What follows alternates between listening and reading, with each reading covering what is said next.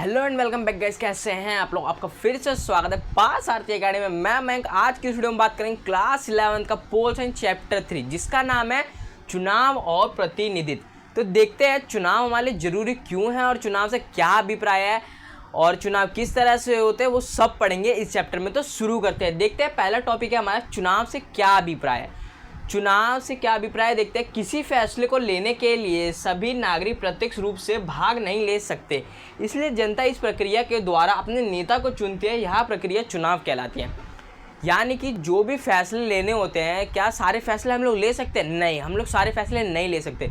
जो फैसले नेताओं के हैं, जो फैसले सरकार के, वो लोग सरकार ही लेते हैं। तो नेता बनते कैसे? जो हम लोग जनता द्वारा चुने जाते हैं। जिस प्रणाली को क्या कहते हैं? चुनाव। चुनाव से ही हम लोग अपने नेता को चुनते हैं। आगे देखते हैं क्या है प्रतिनिधित्व। प्रतिनिधित्व क्या होता है? देखो, चुनाव प्रक्रिया द्वारा जनता जिस व्यक्ति को चुनकर संसद या विधानसभा में भेजती है, उस व्यक्ति को जनता का प्रतिनिधि कहते हैं।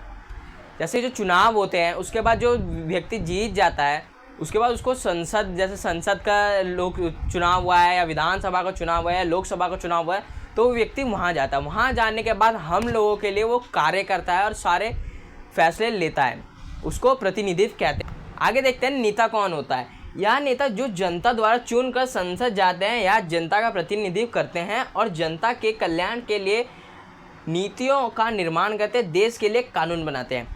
अब नेता कौन होते हैं? नेता जैसे हमने जो चुने व्यक्ति, जो चुनाव हुआ उसमें जो पार्टी जीती, जिसका हमारे लिए नेता बना, वो क्या करता है? वो संसद में जाता है या विधानसभा में जाता है। तो उसके बाद वहाँ जाने के लिए वो लोग हमारे कल्याण के लिए बहुत सारे काम करता है, जैसे बहुत सारी नीतियाँ अपनाता है और कानून बनाता है, जिससे हमारा समाज बिल्कुल आराम से चल सके। तो देखते हैं, हमने ये देख लिया कि चुनाव से क्या अभिप्राय है और प्रतिनिधित्व कौन होता है और नेता किसे कहते हैं।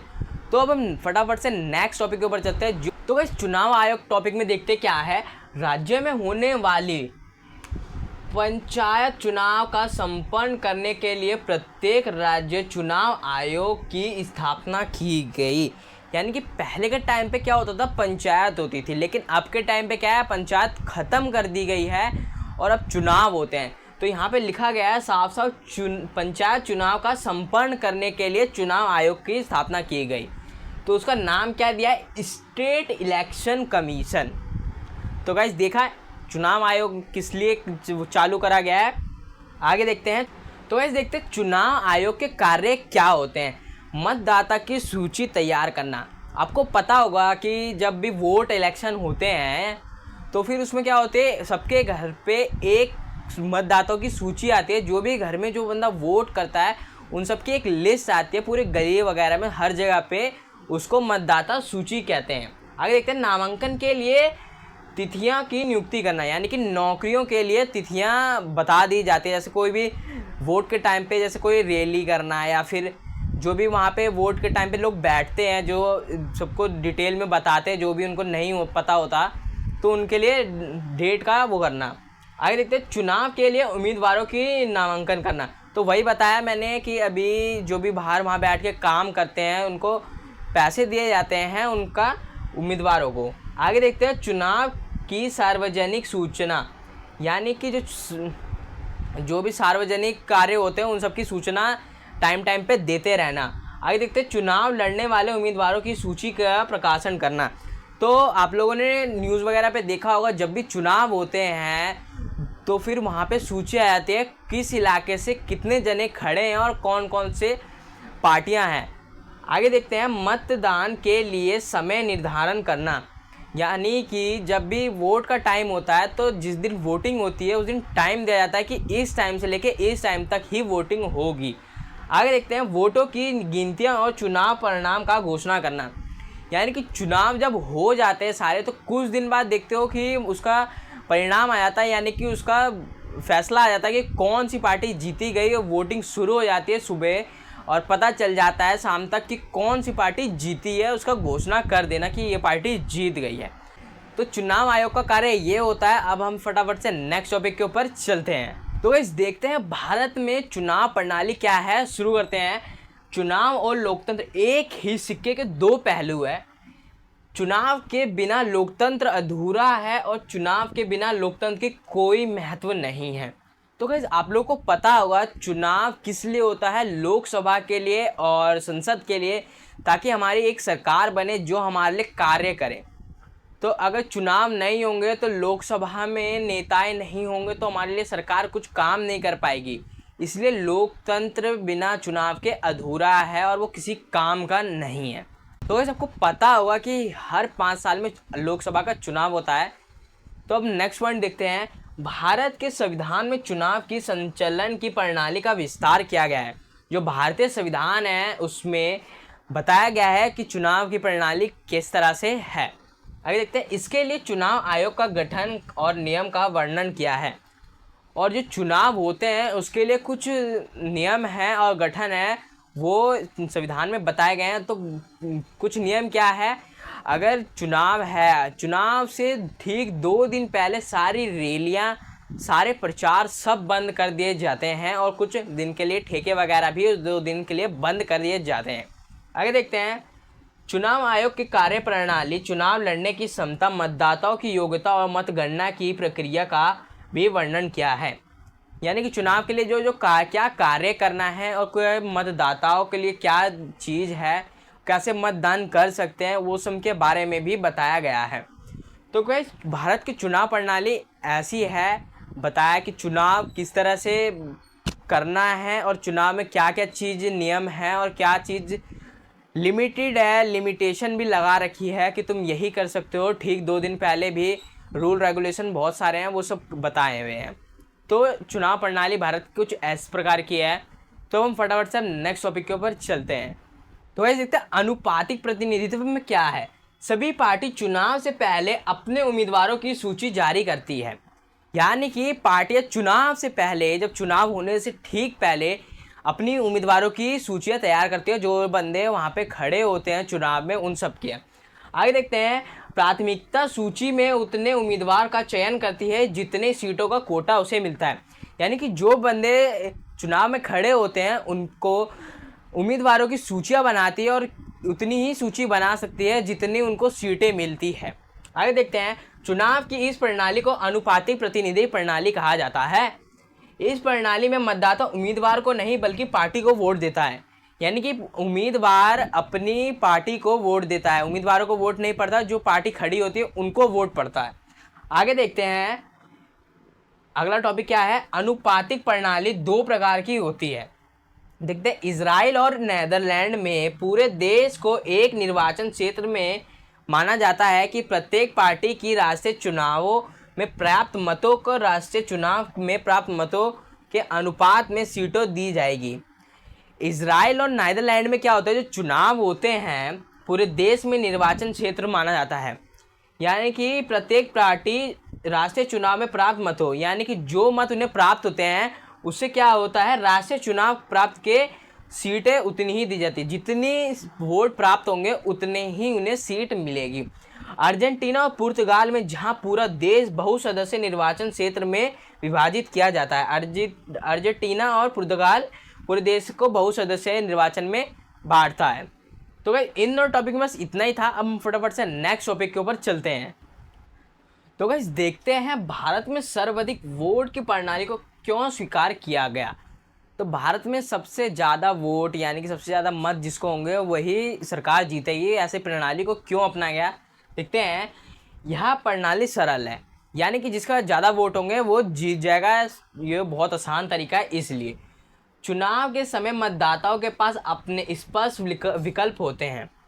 यानी कि जब चुनाव होता है, जो बंदा वोट देने जाता है तो उसको अपना मनपसंदीदा नेता चुन सकता है। इसलिए यह प्रणाली भारत देश जैसी बड़ी आबादी के लिए उपयुक्त है। भारत एक सबसे बड़ा देश है, इसलिए यहाँ पे ये प्रणाली है। मतदाता उम्मीदवार के व्यक्तिगत रूप से जानते हैं, यह अवसर अन्य प्रणाली के उपलब्ध नहीं है। मतदाता उम्मीदवार का व्यक्तिगत रूप से जानते हैं, यह प्रणाली अन्य अवसर पर नहीं उपलब्ध होती है। आइए देखते हैं सार्वभौमिक व्यावसायिक मताधिकारी क्या होता है। धर्म, जाति, लिंग के आधार पर भेदभाव के बिना 18 वर्ष के ऊपर देश के सभी नागरिक लोकतंत्र का चुनाव के अधिकार दे सकते हैं। यानी कि बिना भेदभाव के जाति, लिंग और धर्म के आधार पर 18 साल का अगर जो भी व्यक्ति है, चाहे वो किसी भी जात का हो, चाहे वो किसी भी धर्म का हो, वो वोट दे सकता है। उसका अधिकार है कि इस देश में रहता है और वो 18 वर्ष का है तो वो वोट दे सकता है। आगे देखते हैं चुनाव में सुधार क्या क्या हुए। कोई भी चुनाव प्रणाली कभी भी एक आदर्श प्रणाली नहीं हो सकती। प्रत्येक प्रणाली में कुछ कमियां होती है, यानी कि कभी भी चुनाव की प्रणाली एक आदर्श प्रणाली नहीं हो सकती, यानी कि बिल्कुल सही प्रणाली नहीं हो सकती। उसमें कभी ना कभी कुछ ना कमियां होती है। लोकतांत्रिक समाज को अपने चुनाव का अधिक निष्पक्ष और स्वतंत्र बनाने के लिए लगातार प्रयास करना होगा। लोकतांत्रिक समाज में क्या होता है, चुनाव अधिक निष्पक्ष होते हैं, जिसे स्वतंत्र बनाने के लिए कई काम करने पड़ेंगे। इस चुनाव सुधार कहा जाता है, इससे चुनाव का सुधार किया जाता है। जैसे भारत में आपराधिक भूमिका वाले लोग के चुनाव लड़ने पर प्रतिबंध, चुनाव में खर्च की एक निश्चित सीमा है। यानी कि जो भारत में बंदा रहता है, अगर उसने कोई अपराध किया है या उस पर केस चल रहे हैं तो वो चुनाव नहीं लड़ सकता। अगर कोई बंदा चुनाव लड़ रहा है तो उसमें ज़्यादा पैसे नहीं खर्च सकता, कि उसको लिमिट दी गई है, तुम इतना ही पैसा खर्च कर सकते हो, चाहे वो रैली के लिए हो, चाहे वो लोग जितने भी रखता है कार्य के लिए, उनके लिए कोई सीमा बंदी हुई है कि इतना ही पैसा तुम इलेक्शन के टाइम पे खर्च सकते हो। तो गाइस इन 3 टॉपिक में बस इतना ही था। अब हम फटाफट से नेक्स्ट टॉपिक के ऊपर चलते हैं। तो गाइस देखते हैं निर्वाचन क्षेत्रों का आरक्षण कैसे हुआ था। देखते हैं, भारत के संविधान द्वारा संसद या राज्य विधानसभा के सभी वर्गों को समान प्रतिनिधित्व देने के प्रयास में निर्वाचन क्षेत्र में आरक्षण कर दिया है। यानी कि भारतीय संविधान के द्वारा क्या हुआ कि संसद और विधानसभा में जो भी प्रतिनिधित्व देने थे, उनका प्रयास के लिए निर्वाचन क्षेत्र का आरक्षण कर दिया है। आगे देखते हैं, इस प्रणाली में सभी वर्गों को मतदाता मतदान करते हैं, यानी कि जो भी वोटर्स होते हैं वो सभी वोट देते हैं, लेकिन उम्मीदवार केवल उस सामाजिक वर्ग का होगा जिसके लिए आरक्षण की व्यवस्था की थी। लेकिन उम्मीदवार कौन होगा, जिसके लिए निर्वाचन क्षेत्र का आरक्षण किया गया है। आगे देखते हैं, शुरुआत में यह केवल 10 साल के लिए था। कितने साल के लिए था गाइस? 10 साल के लिए था, लेकिन अब क्या कर दिया है, इसे 2030 तक बढ़ा दिया है। आगे देखते हैं, 543 लोकसभा सीट हैं। कितनी सीटें हैं? 543 लोकसभा सीट में से 84 अनुसूचित जाति और 47 जनजातियों के लिए आरक्षित है। निर्वाचन क्षेत्र का आरक्षण पिरिसिमन आयोग के सिफारिश पर आधारित है, जो राष्ट्रपति द्वारा गठित किया गया है। जो निर्वाचन क्षेत्र था उसका आरक्षण परिसीमन आयोग की सिफारिश पर किया गया है, जिसको किसने गठित किया है? राष्ट्रपति ने। तो आगे देखते हैं, भारत के संविधान के अनुच्छेद 324, यानी कि जो भी इसके बारे में है, 324 के अनुसार भारत में स्वतंत्रता चुनाव आयोग होगा, जिसमें 3 सदस्य, एक मुख्य निर्वाचन, जिसके बारे में पढ़ रहे हैं, एक मुख्य निर्वाचन आयुक्त होगा और 2 निर्वाचन आयुक्त होते हैं। जिसमें पहले चुनाव आयुक्त कौन बने थे? श्री सुकुमार सेन जी बने थे। तो गाइस ये याद रखना, पहले चुनाव आयुक्त कौन बने थे? श्री सुकुमार सेन जी बने थे। और कितने साल के लिए ये निर्वाचन आरक्षण किया गया था? 10 साल के, लेकिन अब कितना कब बढ़ा दिया गया है? 2030 तक। तो गाइस ये याद रखना, एग्जाम के टाइम पे पूछा जाता है। तो अब हम फटाफट से नेक्स्ट टॉपिक के ऊपर चलते हैं। बस हमारे 2 टॉपिक्स बचे हुए हैं, उन्हें हम फटाफट से कवर करते हैं। तो गाइस देखते हैं, सबसे पहले सर्वाधिक वोट पाने की जीत क्या है। पूरे देश में छोटी छोटी भौगोलिक इकाइयों में बांट देते हैं, जिसे निर्वाचन क्षेत्र या जिला कहते हैं। जैसे आपने देखा होगा गाँव में क्या होता है, छोटे छोटे से पार्ट्स में बांट देते हैं कि ये एक जिला हो गया, या फिर इसे निर्वाचन क्षेत्र कहते हैं। आगे देखते हैं, हर निर्वाचन क्षेत्र में केवल एक प्रतिनिधित्व चुना जाता है, यानी कि जिला या फिर निर्वाचन में एक चुनाव होता है तो उसमें एक ही नेता चुनते हैं। आगे देखते हैं, मतदाता प्रत्याशी को वोट देता है। मतदाता केवल नेताओं को, यानी कि अपने जिसको चाहता है उसी को वोट देता है। आगे देखते हैं, पार्टी को प्राप्त वोट के अनुपात से अधिक या कम सीट विधायिका में मिल सकती है। पार्टी जो जीतती है उसको क्या होता है, वोटों यानी कि जितने वोट मिले उतने उससे ज़्यादा भी सीट मिल सकती है या उससे कम भी सीट मिल सकती है। अगला पॉइंट देखते हैं, विजयी उम्मीदवार जरूरी नहीं कि वोटों का बहुमत मिले। जो यानी कि जीत जाता है उसे ये नहीं कि जरूरी है कि उसे वोट का ही बहुमत मिले। उदाहरण के लिए कौन से, तो जैसे हम वो यूनाइटेड किंगडम और अपना देश भारत, इन दोनों में ऐसा चलता है।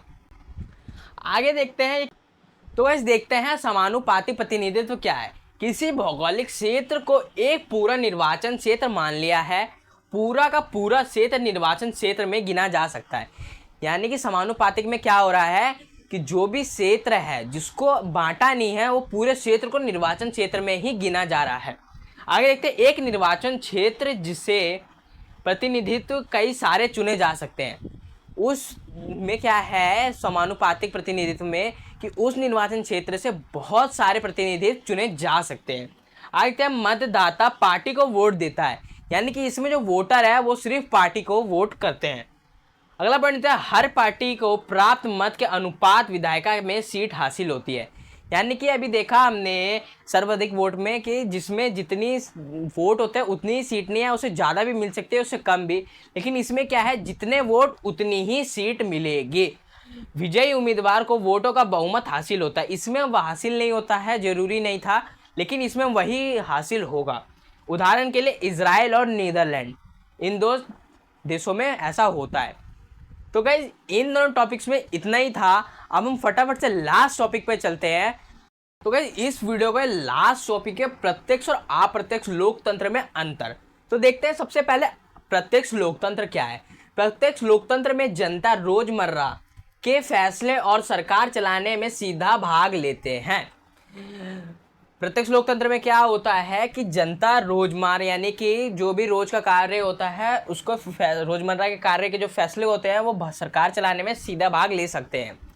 आगे देखते हैं, प्राचीन यूनान के ही स्थानीय सरकारें खास तौर से ग्राम सभाएं प्रत्यक्ष प्रजातंत्र के निकटतम उदाहरण है। जो पहले का टाइम था उसमें स्थानीय सरकारें जो होती थी खास तौर पर इनको ग्राम सभाएं प्रत्यक्ष प्रजातंत्र के रूप में निकटतम उदाहरण के रूप में माना जाता था। आगे देखते हैं, लेकिन जब लाखों लोगों को फैसला लेना हो तो प्रत्येक लोकतंत्र का व्यवहार में नहीं लाया जा सकता। जब लाखों लोग होंगे इकट्ठे जो फैसला देंगे लेने के लिए तो उसमें लोकतंत्र का व्यवहार नहीं लिया जाएगा। आगे देखते हैं, लास्ट पॉइंट है इसका, इसलिए जनता के शासन का अर्थ सामान्य जनता के प्रतिनिधियों के द्वारा चलाने वाले शासन है। इसलिए जनता का शासन का अर्थ क्या था कि प्रतिनिधियों द्वारा चलाने के लिए शासन वो लोग करेंगे। तो गाइस प्रत्यक्ष लोकतंत्र में इतना ही था। आगे देखते हैं अप्रत्यक्ष लोकतंत्र में क्या क्या है। भारत में नागरिक उनके प्रतिनिधित्व करने के उनके ओर से निर्णय लेने के लिए संसद और विधानसभा के सदस्यों का चुनाव करती है। अप्रत्यक्ष लोकतंत्र में क्या होता है कि जो भी उनका प्रतिनिधित्व होता है उनका निर्णय लेने के लिए वो लोग चुनाव के थ्रू से चुनते हैं संसद और विधानसभा के लिए सदस्य बनाने के लिए। अगला पॉइंट देखते हैं, लोकतंत्र में महत्वपूर्ण चुनाव प्रणाली सुधार पर निर्णय लेने के अंतिम शक्ति लोगों के पास होती है। अगर लोकतंत्र का चुनाव प्रणाली सुधारने के लिए निर्णय किसके पास शक्ति है, जनता के पास। ठीक है, तो इन दोनों में इतना ही था। और सबसे बड़ी बात कि आज के टाइम पे वोट देने के लिए कितने साल की उम्र चाहिए और पहले के टाइम पे कितने साल की उम्र चाहिए थी, ये आप मुझे कमेंट करके आंसर बताओगे। और कितने साल में चुनाव होते हैं वो भी कमेंट करके बताओगे। तो आज वीडियो में केवल इतना ही था। मैं मिलता हूँ आपसे जल्द ही अब नेक्स्ट चैप्टर में। तब तक के लिए इस चैनल को लीजिए सब्सक्राइब एंड इस वीडियो को लीजिए लाइक करने का एक फायदा होगा, ये वीडियो जाके लाइक सेक्शन में सेव हो जाएगा। अगर कभी भी पढ़ना हो तो आप वहाँ से निकाल के पढ़ सकते हो। मैं मिलता हूँ आपसे जल्द ही नेक्स्ट वीडियो में।